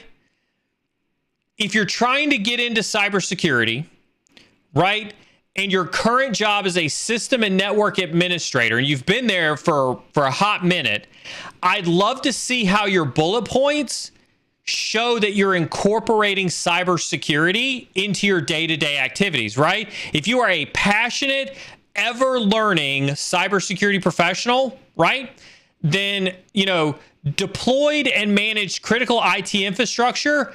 How about inside of here, securely designed, securely deployed, and securely managed critical IT infrastructure, right? Developed and deployed Linux-based PHP web app. How about securely coded, securely tested, vulnerability tested, adhered to a software development lifecycle, right? Start to put those security elements into these bullets. That way it shows that you are actually wrapping security into these bullets, right? Because if you develop this app, Brandon, if you develop this app and you are passionate about cybersecurity, did you test it? I refuse to believe, Brandon, that you didn't test it, right? If you didn't test it, go out and test it right now. Guess what? Now you have developed a secure coding practice for static and dynamic code analysis in your organization, right? Start thinking about ways that you wrap security into these job descriptions. I think that's the difference between good and superior. No word soup. Easy peasy one right there on that one. Length. I think your length is in a good shape. Bullets. Average, most of your stuff is one bullet. Most of your stuff is one bullet. So 78 there on that one. Good job, Brandon. Thank you again, personally, from me to you, for all your support of the stream over the year that we have been doing this. All right. El Spicy Jefe. We have a resume here for you.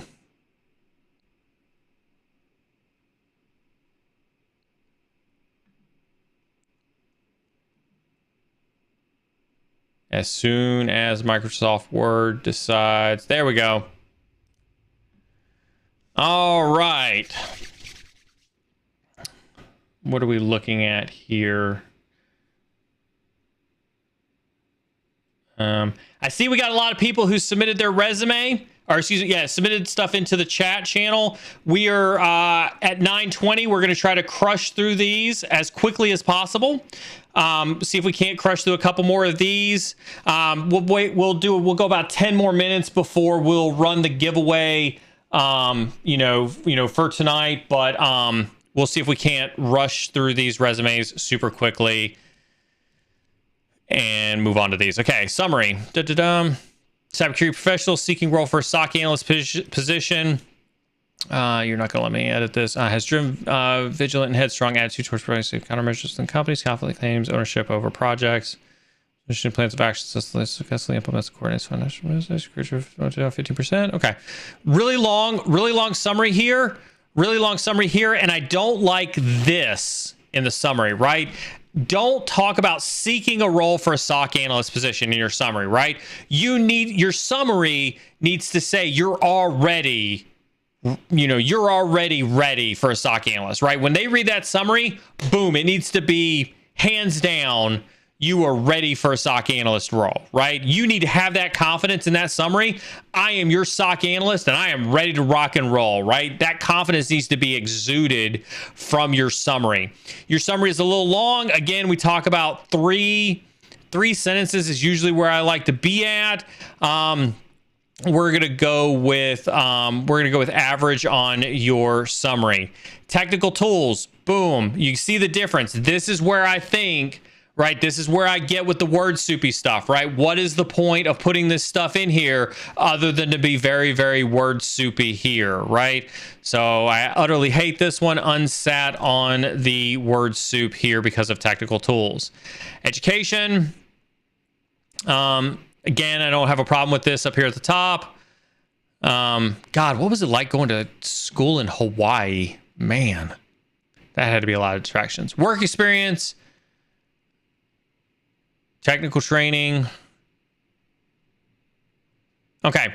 So what I would change is, right, I like what you've done here, but I would call this cyber relevant experience, right? Instead of work experience, right? Competitor, National Cyber League. I don't have a problem with this, right? For those who are like looking and trying to figure out, like, does this count as experience?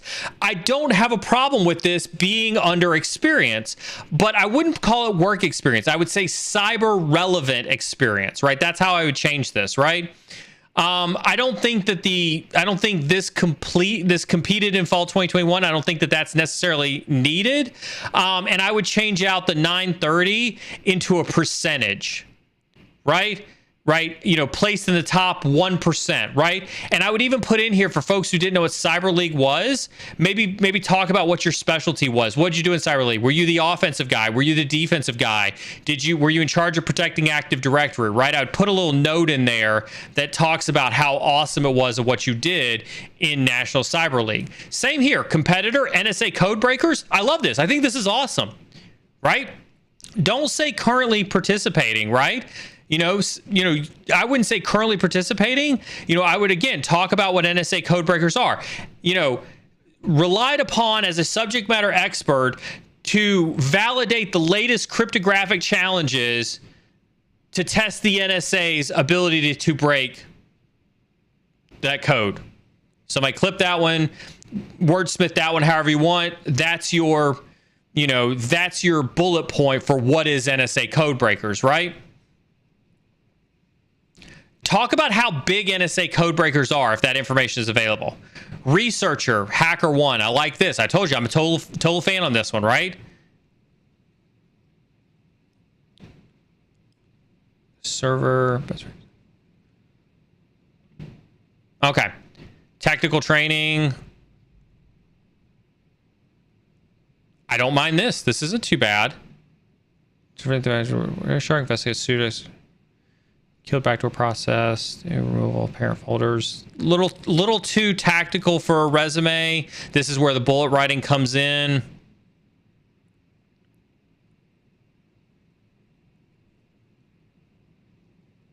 You have a lot of training here. A lot of this training here, I think, looks really, really good on your resume.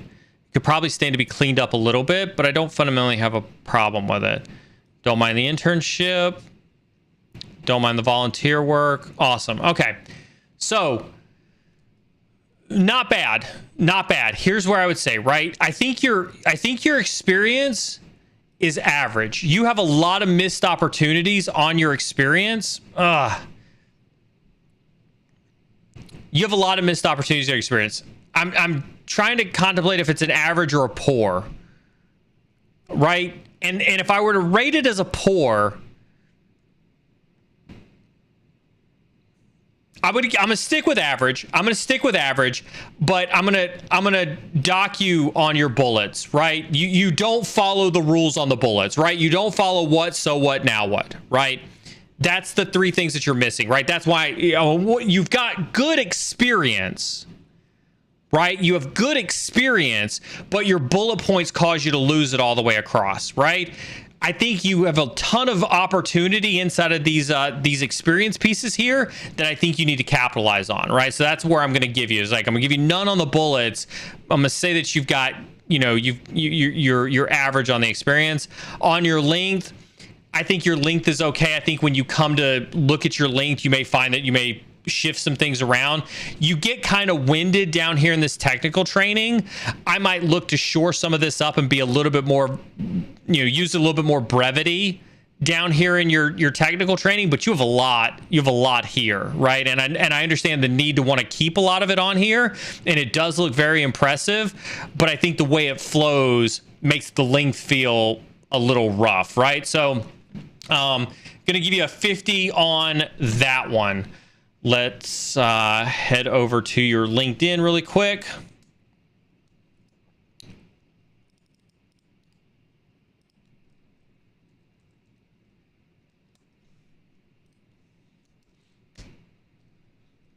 All right, send over to your LinkedIn.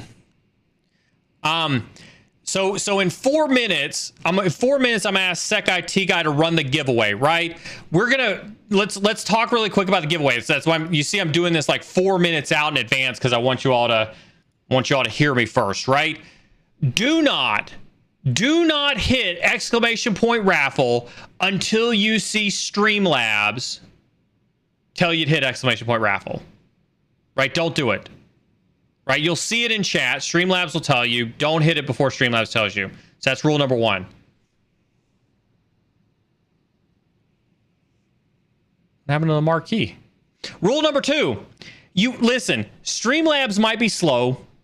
Streamlabs might be really slow, but I promise you, Streamlabs never misses it when you hit exclamation point raffle. Please do not hit exclamation point raffle more than once. Please don't hit exclamation point raffle more than once, right? I promise you, it doesn't give you more tickets, right? It's not a nail. You don't have to hit it more than once. I promise you, right? Only hit it once. Streamlabs will also tell you when the giveaway is over. Streamlabs will come across and say, you are no longer allowed to enter the raffle. Please don't hit exclamation point raffle after the raffle has ended, okay? 3 super simple rules on the raffles. 3 super simple rules on the raffles, right? Go ahead and get in Discord now if you're not already in Discord and you want to participate in the raffle. The reason being, when the winner is announced in chat, and I'll announce it on stream too, my mods will tell me, when the winner is announced in chat, you need to message Carmen Mod immediately. Immediately. And here's exactly what I'm going to do is I'm going to give Carmen Mod the Try Hack Me vouchers right now. She will be able to give you your Try Hack Me voucher literally right now. Well, not right now, but when the winners are announced, she'll be able to give you those, right? That way you don't have to wait for your codes, okay? Make sure your Discord name and your YouTube name match. The easy way to do that, link your Discord, link your YouTube. That way they match, okay? Easy peasy. There are going to be 2 winners. We're going to pick 2 winners for this. Carmen will be able to give you 2 codes, or be able to give 1 code to each winner. Super simple. Super simple. Please, I don't want to get yelled at tonight. Please, just follow the rules. Please just follow the rules. All right. We're going to head over. We're going to do this LinkedIn. We're going to do Ven's LinkedIn. Profile picture. Nice. Don't mind the profile picture. Could stand to be, you know, a little bit more clearer, a little bit more professional, you know, just something, you know, a tad bit more like, you know, professional doing. Gonna go with average on this one. From a profile picture perspective, I'd like to see this one cleaned up just a little bit, right? You got a little bit of a noisy background here. Let's try to make that a little bit more clear. We've got a banner here. Boom, we got a blog. Love it. Love it. I presume this is a Discord name. Let's get an icon here, but you got social media. Oh no, securitybreach.blog/spicyhefe. Okay, got it. Okay. So good. That counts as a social media link. I don't fundamentally have a problem with that one. Banner gets a superior on this. Social media links gets superior. And again, I'm not going to gauge whether this is all your social media. Obviously, we know you're on Try Hack Me because of all the work you've done. You're obviously in the top 1%. I'd love to see your Try Hack Me stuff up there, right? So that people could look at your Try Hack Me, right? So we know that you've got some more on there. Easy peasy on that one. Let's look at your elevator pitch here. Love this. I love to see people getting crazy. Look at this. I love the sock. The sock is not lost on me for a sock analyst. The sock is not lost on me. Love the bow and arrow for a threat hunter, ethical hacker, purple teamer, top 1% Try Hack Me, range force. I like it. National Cyber League, content creator, successful entrepreneur. I like it. Oh, I like it. You got a little nerdy thing going on here. I like it. You got a little nerdy thing in here. The elevator pitch gets a superior for me. I like this. This is a good elevator pitch. 2 thumbs up from me on the elevator pitch. Let's head down here to your activity. Pass my CompTIA. Good. Good. Engaging with the content. Totally like that. Everybody give Spicy Hefe some confidence boosters 2 hours ago. It sounds like he's still suffering from imposter syndrome. Hit that exclamation point imposter. Watch that imposter video. Share it inside a chat. No imposter syndrome. We got you. We got a comment here on range force. Love it. Look at that. Helping people out. We got a like. We got a comment. Good. Loving it. You're very active. Good mix in likes and comments. Let's head on over. Let's check post. Okay. So your last post was 2 weeks ago. We talk about that consistency, right? Let's keep that consistency up. 3 weeks ago, popped my first red box on offensive security, my first blue team challenge. Good. Like this. What was that 3 weeks ago, right? If you're that passionate, you're ever learning, let's get up in there, right? Digging it. All right. So a little bit lacking on the consistency from your posts. How about your articles? Good. September 21st. Love it. Love that you got an article in here. Anything in documents? Okay. Not bad. Not bad. You do say, listen, I'm going to ding you for this for one reason, right? Content creator. If you're a content creator and you feel comfortable enough calling yourself a content creator and your last organic post was 3 weeks ago, you're not producing enough content. If you feel so confident that you're going to put that in your tagline and your last organic post was 3 weeks ago, you are not producing enough content. Right? I'm going to give you a good. I'm going to give you a good because it's quality content, but you're lacking. You need to step it up. Let's look at your about section.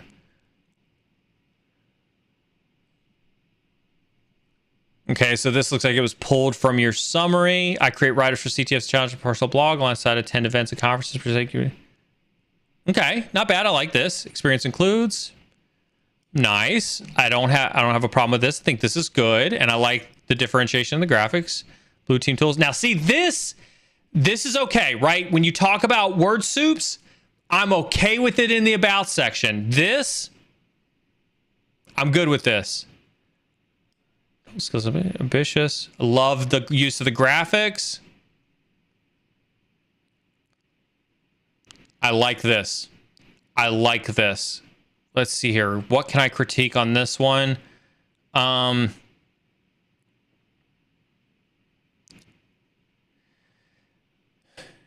Positively present within cybersecurity communities. I like this. I would almost say that it is completely fine to throw around some popular Discords, Twitches, and YouTubes, hint, hint, wink, wink, that you are actively participating in. I think that's completely fine. Overall, I like this about section. I actually don't have much wrong with that. Good job on one of the few superiors in the about section. Good job on that one. Oh, El Spicy Hefe. I like it. So let's talk about what I like here, right? We've got the experience, right? Student learning about cybersecurity protocols, IOC, hands-on implementation of cyberspace. Included presentations, work samples, and reports varying from schoolwork. And we have those linked here, right? This is the portfolio. This is treating your LinkedIn like your portfolio. And so you include that here as part of that experience. Like it. The only thing I would say, let's pick 1 or 2 bullet points of how awesome you are doing, and let's include those in the experience. Okay? But overall, I like this inclusion of these links here. I think your competitor stuff here. Okay. So again, I like that you're using the HackerOne as a researcher, but this is a low effort bullet, right? You don't grab this one enough here in the researcher, right? Let's put a little bit more oomph behind it.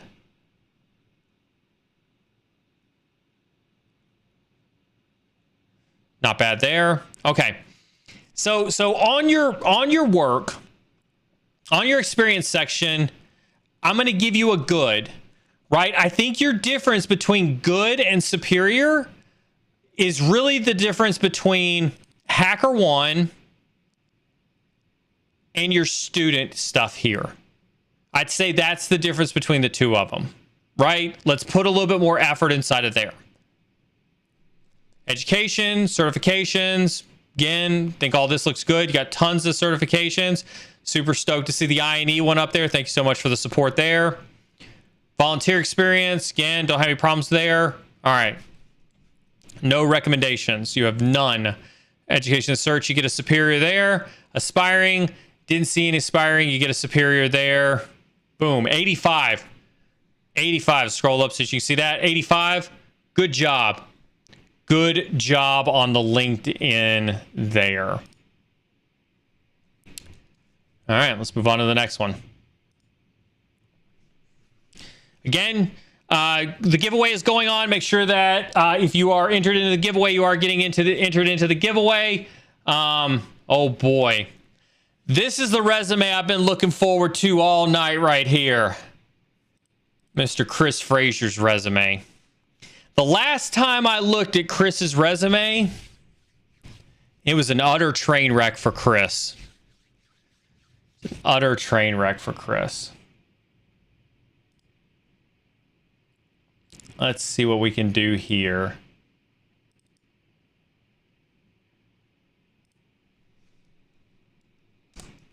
All right.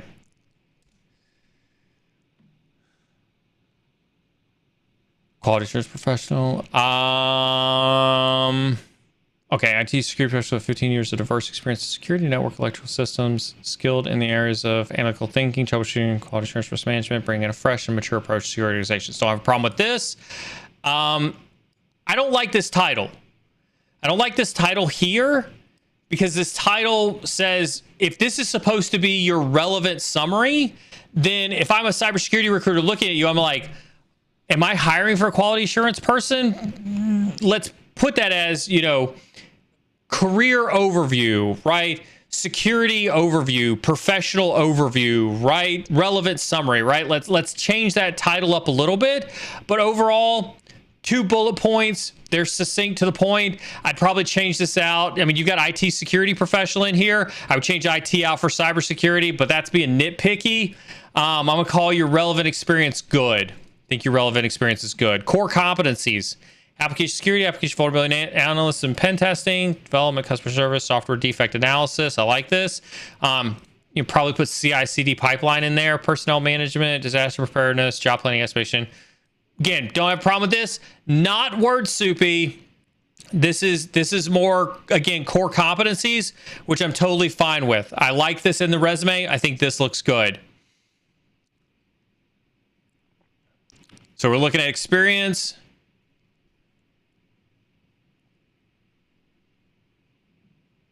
How many, right? Identify and translate active vulnerabilities. How many vulnerabilities have you found, right? Identified over 6,000 or 9,000 if we're Dragon Ball Z fans. Identified over 9,000 vulnerabilities in SOAP APIs, HTML, Python, Java, and SQL, you know, for ongoing Fortune 500 business operations, right? Reduce the risk through risk modeling, you know, techniques by 50%, right?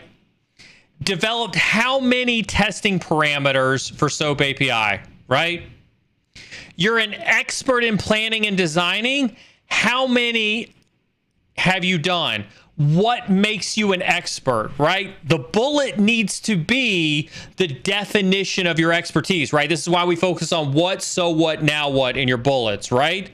Those bullets need to emphasize why you're an expert in this area.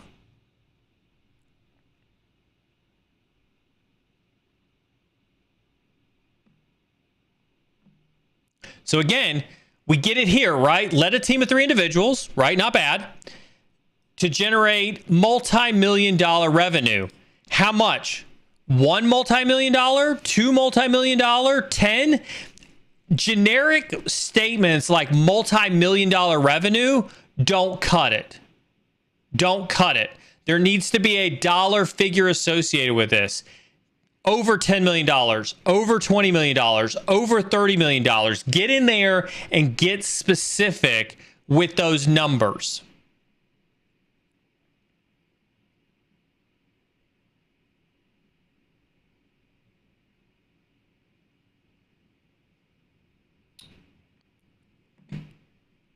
Okay.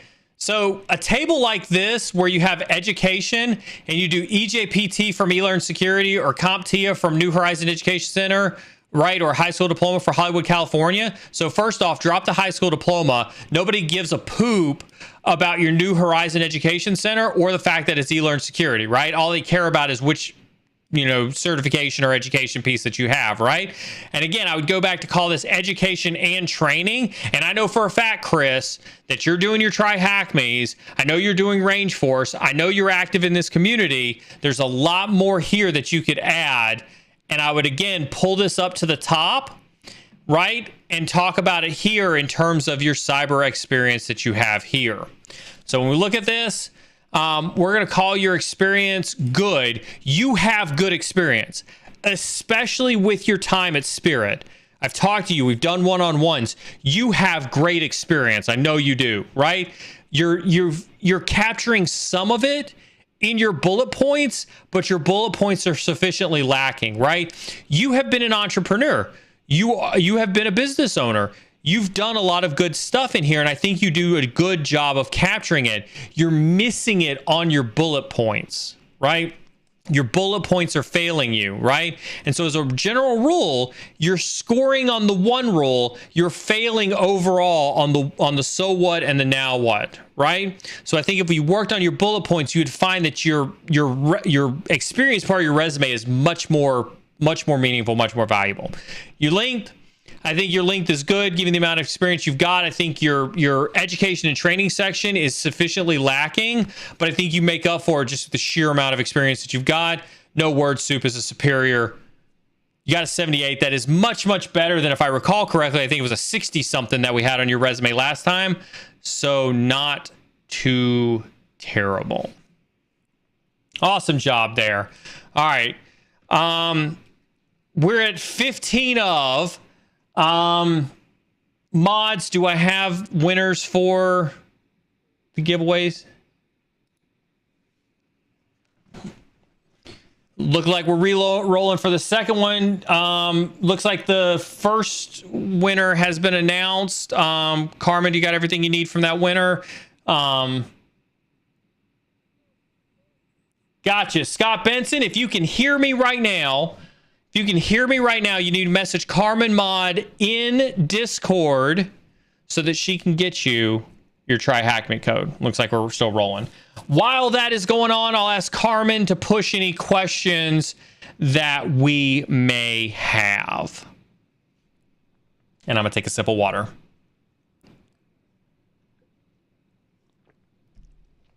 Does it matter how old volunteer experience may be? No. And listen, volunteer experience isn't going to make or break you, but it's going to show that you're well-rounded. And that's how I would look at volunteer experience, right? I look at my publications, right? My publications, I haven't published an article for Red Team Journal in 6 years, but I leave it on there because it does show well-rounded ability to participate in media productions, right? My last news appearance is probably a month old by now, right? But I still include it up there to show that I am media trained, right? There are people who want to see that you're well-rounded, and that's where I think volunteer experience is important.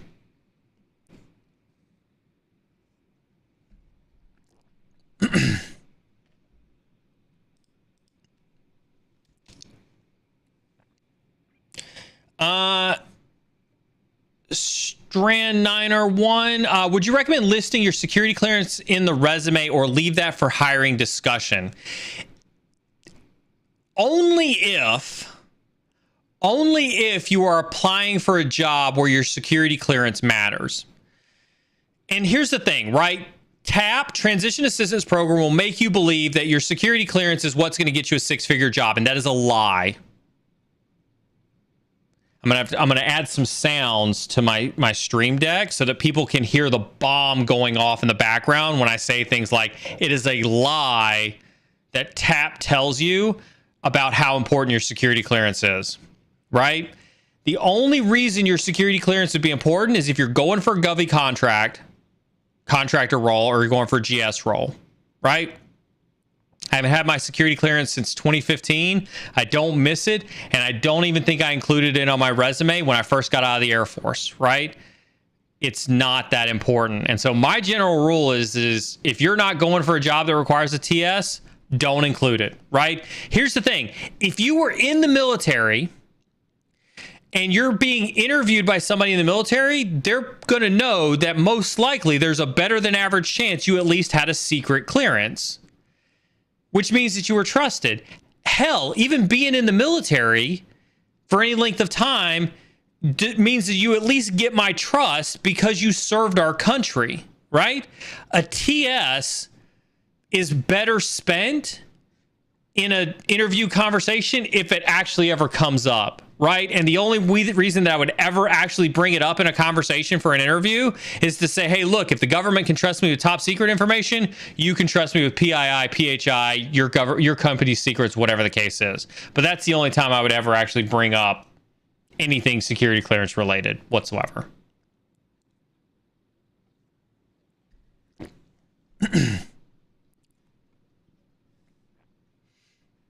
I love that TAP conversation. TAP told me that the security clearance was the most important thing I had. Listen to a bunch of old fogies who haven't spent more than 5 minutes on the outside world. They still live in that. They still live in that military community, which is surrounded by contractors, and that is why they think that.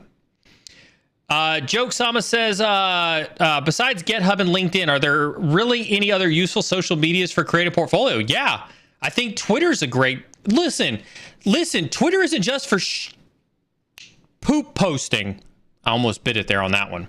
Listen, despite what some of these influencers on Twitter will have you believe, Twitter is not just for crap posting, okay? You can have a perfectly usable Twitter profile, right, that shares relevant content in an opinionated fashion in 250 characters, right? Perhaps you're really good at saying, you should read this article. I disagree everything in here, and here's why in 250 characters, right? You can absolutely have a relevant portfolio on your own blog, right? And that is still considered to be social media, right? Absolutely. Absolutely. When we talk social media, it doesn't have to be Facebooky. It doesn't have to be Snapchat or Instagram, right? Think about some form of social outreach. If it makes you feel better, we'll call it social outreach, right? But I do think that you have to be involved in the community, and I do think that social media does facilitate that, right? Can InfoSec Twitter be toxic? Yes. Can you stay away from it? Yes. Right? Don't follow people who poop post. Right? All right, sounds like the giveaway has been closed. Sounds like everybody who was a winner did get their notifications and did message Carmen Mod. I'm waiting for Carmen Mod to give me verification that she has given out those. Okay, good. Just got that verification in my ear. Congratulations to all the winners. Make sure you tag Josh Mason in the Cyber Supply Drop and thank him for tonight's giveaway. Thank you very much, Josh Mason. Appreciate that. Always appreciative of Josh and his team. Mondo says, what's the best path, if I can speak, from zero to work for yourself, from zero to work for yourself in cybersecurity? There may be a couple commas misplaced from there, but from zero to work, your best path is to go to HackerOne, go to BugCrowd, go to Cobalt.io, go to Synac, and start participating in those programs. Hit !gig in chat and go check out the gig resources that are in chat right now. Those are the best ways to go from zero to work experience. If you're saying work for yourself in the entrepreneurial fashion, you need to develop some experience before you can go create your own company and get your own work experience as your own consulting company. Most people I know have a hard enough time hiring a pen tester that doesn't have any experience, let alone hiring a pen testing company that doesn't have any experience. Any crucial keywords to include on your resume? From Christopher. Are there keywords that are going to get you a job? No. There are tactics, techniques, and procedures to hack your resume just like there is for any other system that's out there, which is why we've done entire videos on hacking your LinkedIn and hacking your resume. They're included in the playlist on YouTube. Highly recommend you use those and look at hacking your resume as more of a process, right? Than it is like, are there any crucial keywords? No. There is no magic keyword. There is no magic group of keywords. There is no magic, like, put everything on a resume and you'll get a job. No, that's not how it works. It is a process. Mr. Renato says, so I'm a deputy and waiting for a digital forensics unit position to open up. Is it worth the wait or should I get into cybersec?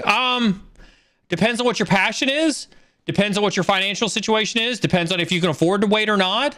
Are you guaranteed the job? Are you not guaranteed the job? Right? That type of thing. I mean, I think, that's a hard question to answer, right? And everybody should really self-evaluate, right? If you're trying to get into cyber, are you getting into it because you're passionate about it? If you're passionate about it, wait for the good job, right? If you're passionate about it and you're willing to take a garbage job on your way to your dream job, do it, right? If you're passionate about it, let your passion drive you to being in cybersecurity, right? Let your passion drive you. If you have a fiscal reason, right, you need a job right now, right, then you should let that drive you and you should build a strategy and to build a career path, right? That's what I think some of you forget, right? When you get that first job, you're not done. Like, this mentality that you're going to get like a pen testing job and that's it. I'm never going to get another job so long as I ever live because I got a pen testing job, right? Like, many of you may think that that's what your life is. That's not what your life is, and that's not what your life's going to be. And I say that for the majority. There may be a couple other people who, are like, nope, I'm going to retire a pen tester. Good on you. No problem with you there whatsoever. Happy to have you in the career field. But most of you, when you get in, you will realize that there's a path to a lot of other things that are, a little bit more fruitful. And so I see a question like this and it's hard to answer because it's like, follow your passion, right? If you're passionate about digital forensics, if you're passionate about that position and you can financially afford to do it, wait for it, right? But if you got to have a job right now, go get you a job. James says, are there any type of projects like Try Hack Me, Hack the Box that would relate to GRC? Regrettably not. This is why I harp on the content creation side, James. In a case like this is why I think, you know, and again, this is an extreme example, right? Take it with a grain of salt. I'm definitely not saying you should do this, right? But just spitballing here, right? If Dev Null Zen is in chat right now, Dev Null Zen's gonna like poop his britches. Go read NIST 853 and write an editorial on relating NIST 853 to the latest ransomware attack or to the latest IoT threat or to hospitals, right? Or something like that, right? Excuse me, right? You're going to have to create content. And that's why I encourage everybody to create content, is because there won't be any special types of projects for GRC. And so you're going to have to try just a little bit harder to put yourself out there on that GRC trip, right?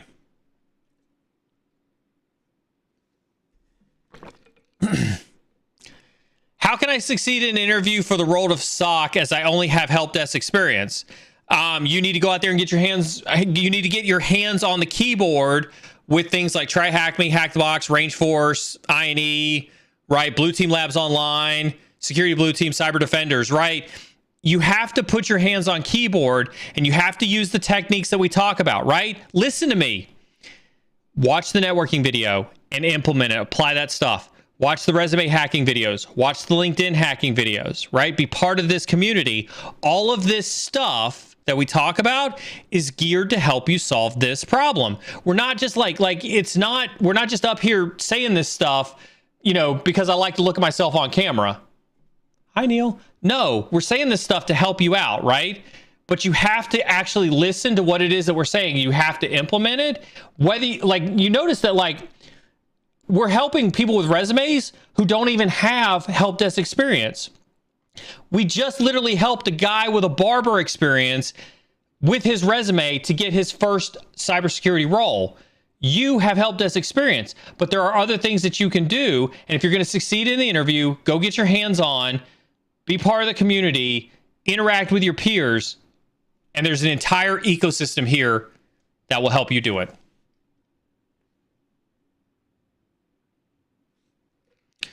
Couple more questions, and then we will talk about what's on tap this week and next week. Hey, what is the best way to break into cyber awareness and training? I have my C-risk, but not much tech background. I would produce, again, I'd go back to content creation, produce some, I think this is easy, Lindsay. When I see this, I would produce some content. Start a YouTube channel about education or about cyber awareness and training. Right? Start producing phishing stuff. Listen, because here's what's going to happen. Here's what's going to happen, Lindsay. You've seen the stuff that's out there. You either agree with it or you disagree with it. If you disagree with it, put something better out there. Build you an audience of people who says, I love the way Lindsay conveys education, cyber awareness and training. Right? Find that audience, and then I would target, listen, and this is where I tell you guys and girls to network, right? And to talk about hacking the process. Your LinkedIn targeting strategy, Lindsay, should be anybody from KnowBe4, anybody from PhishMe, anybody from Proofpoint/Wombat, right? You need to be targeting people who do those three product lines, and you need to make friends with them. And you need to say, hey, look, I just did this awareness and training video. Can you tell me what you think about it? Hey, I know you use Wombat. I've used this free tool over here. Is there any community project I can get involved in to help you with Wombat? Right? That's how you break into it, is by gaming the system, is by hacking the system. And so produce content. Have a LinkedIn strategy that focuses on the people that I just mentioned and the organizations I just mentioned, and show them your content. Do it that way. Same with the big fours. I know EY, Deloitte, PwC, they all have programs around education and awareness, cyber awareness and training. Go make friends with partners at big fours, show them your content, get them hyped about your content. Jason says, is it a good idea to broadcast yourself to the hacker world via social media? Isn't that like painting a target on your back? A target from who? Well, seriously, aren't you trying to get a job?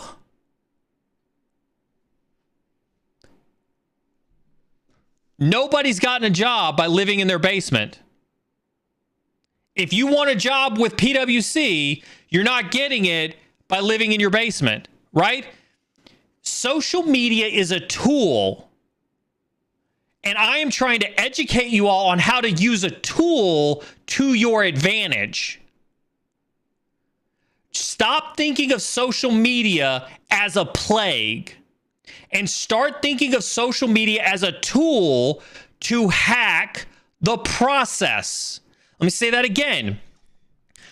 I'm teaching you how to hack the process.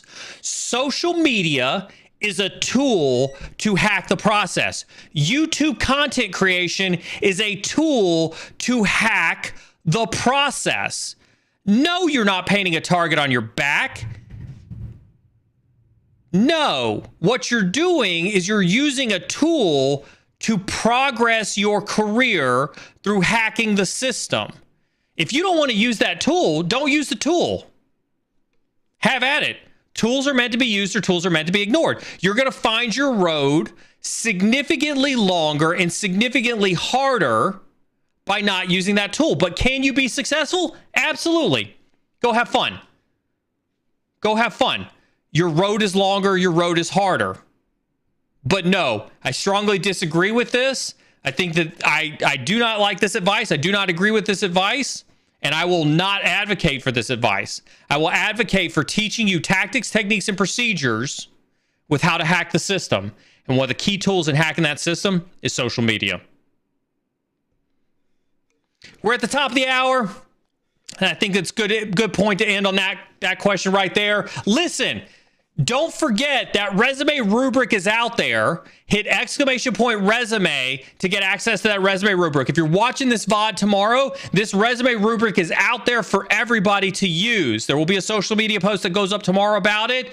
Help spread the word. These are the same things that we've gone over for months and months and months. These are the same things that we document inside of our LinkedIn hacking playlist, our resume hacking playlist. We've just now given you a tool that you can use on your own. Let's see it get adopted. That's out there. Next Monday, we're going to start doing more development/technical streams. I did a poll up. The poll has spoken. There is a desire for more blue team technical content. So starting tomorrow, you and we're going to sit down. We're going to do some blue team technical content. We got Old Guy Wednesday this week. We've got Tea with a Hacker on Friday. Josh and I are working on, Josh, aka Amoeba, are working on getting some content scheduled for November. Looking forward to it. Don't forget, Healthy Hackers is back using that hashtag Healthy Hackers. Make sure you're all on Discord. Make sure you are following those !mark socials. Listen really quick. If I didn't get to your resume tonight, that is okay. We have next month. This is why it's important to get those resumes in soon, those LinkedIns in soon, and we'll get them done. We're going to start right back at the top of the list, and we're going to go right back down. We crushed through quite a lot of them. We crushed through everybody's who got in up until today at 6:32. So we got quite a lot in on today's resume. If you want a one-on-one, there is the basic mentorship that gets you a dedicated resume review video for yourself. Same process we go to, but I sit down in an unrushed fashion and get it directly to you. We have had some people sign up for the Cyber Protege, which gets you one-on-ones and group mentoring sessions as well. Those are all options. Again, we provide you free resources. You don't have to pay a dime. We give you a free resource through the resume rubric. You can watch our videos. You can do the self-assessment that is completely and totally for free. That's what we're about, giving you lots of opportunities in good, better, best fashion to progress your cybersecurity career. Listen to me. Thank you so very much for tuning in tonight. I appreciate all of our new members, all of our new subscribers. Thank you so much for the super chats. I did not get to see those come through because I was in the middle of those. I promise that I will take a look at all of the, actually, I think I can look at them if I'm over here on this screen, maybe if I'm lucky. Still getting used to some of the screens in YouTube. Deb Knowles in with the super chat. Ooh, new website. Yes, you can see that we do have a new website up. We are going to continue to push through on adding more resources to the website for everybody on the new website, cyberinsecurity.tv. Omar, thank you very much for the super chat as well. Listen, whether you're on the red side, whether you're on the blue side, whether you're still deciding, keep learning. And we'll see y'all next time. And I say that as I forget that I need to stage with video because my hotkeys aren't working. Bye.